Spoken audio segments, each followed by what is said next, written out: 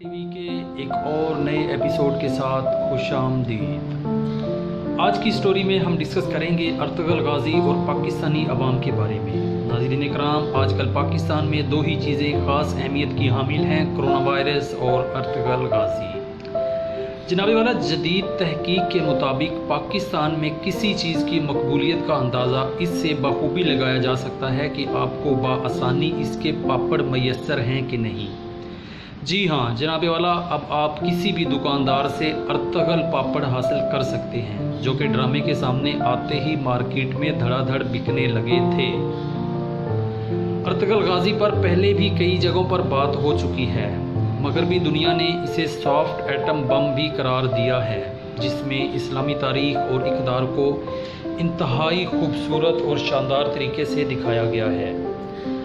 الفاظ کی خوبصورتی کی بھی انتہا ہے جو دل پر اثر کرتی ہے۔ اللہ اور اس کے رسول صلی اللہ علیہ وسلم کی بات کی گئی ہے، جو یقیناً ایمان کو تازہ کرتی ہے اور روح کو جھنجھوڑتی ہے۔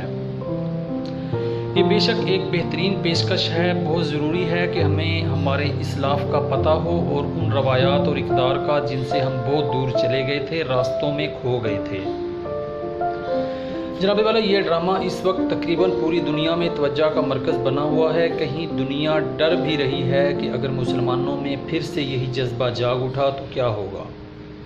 عمران خان صاحب بھی اس سے متاثر دکھائی دیے اور اسے عوامی سطح پر دکھانے کا فیصلہ کیا، جو کہ ایک خوش آئندہ بات ہے۔ اور ویسے بھی جناب، لوگ اب تاریخ کی کیا ویسے ہی کتابیں کم پڑھتے ہیں اور اسکول کے کورس میں بھی کوئی خاص تاریخ نہیں پڑھائی جاتی۔ ٹی وی، انٹرنیٹ پر بھی ہر جگہ پرایا مواد ہے۔ ایسے میں یہ ڈرامہ کسی نعمت سے کم نہیں جو ہمارے بچوں اور بڑوں کو ان کی تاریخ سے روشناس کرا رہا ہے۔ مگر پھر کیا ہوا؟ ہماری عوام تو پھر ہماری عوام ہے نا، خیالات کی دنیا میں رہنے والی عوام جس ڈگر پر چلتی ہے تو آؤ دیکھا نہ تاؤ بس دوڑے چلے جاتی ہے اور پھر باقی سب کچھ بھول جاتی ہے۔ اب یہاں ہم نے اس ڈرامے سے اپنی تاریخ اور اسلام کی اچھی باتوں کو سیکھنا تھا اور اسے اپنی زندگی پر لاگو کرنا تھا، تاکہ ہم اسلام صرف نام سے ہی نہیں بلکہ عمل سے اپنائیں اور اپنا اپنا کردار ادا کریں۔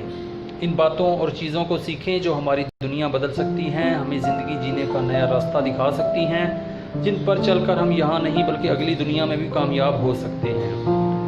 اپنے کردار کو درست کرنے کی کوشش کیا کریں، مگر ہم نے کیا کیا؟ ایک خیالی دنیا میں رہنے لگے۔ ہم آج کے دور میں صدیوں پرانی اس تاریخ کو جینے لگے ہیں۔ مگر کیا یہ ممکن ہے کہ میں صبح صادق اٹھوں، تلوار گھر سے لے کر نکل جاؤں اور ایک دو قلعے فتح کر کے لوٹوں؟ یقیناً ایسا ممکن نہیں ہے۔ جناب والا، پہلے ہم نے اپنے کردار کو مضبوط کرنا ہے، جیسا کہ ہمارے اسلاف کا تھا۔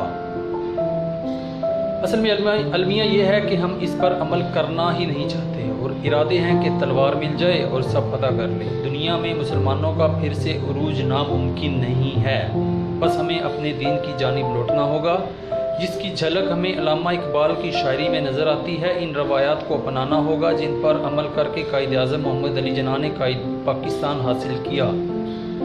یہ عمل کی وہی روح ہے جو ہمیں ارطغرل میں دکھانے کی کوشش کی گئی ہے، مگر اس سے پہلے ہمیں خیالی دنیا سے باہر نکل کر اپنی زندگی اقبال کے شاہین کی ڈگر پر ڈھالنی ہوگی۔ آزمائش شرط ہے۔ جناب والا، اس سب کو سمجھنے کے لیے علامہ اقبال کا ایک یہ شعر کافی ہے: فضائے بدر پیدا کر فرشتے تیری نصرت کو، اتر سکتے ہیں گردوں سے قطار اندر قطار اب۔